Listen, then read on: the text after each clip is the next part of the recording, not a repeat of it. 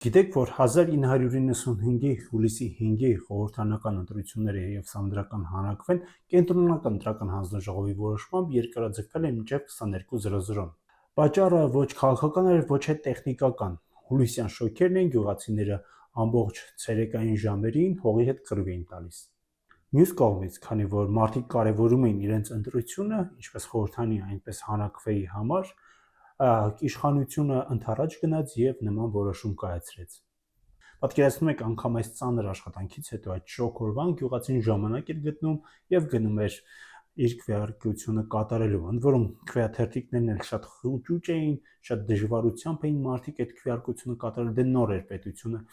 ստեղծվում եւ նոր էին այս համակարգերը ներդրվում։ Այնպես որ ընտրության գնալը ամենաճիշտ ճանապարհն է, եթե 1995-ին այդ վիճակում մարդիկ ժամանակ են գտնում, դուք եւս կգտնեք։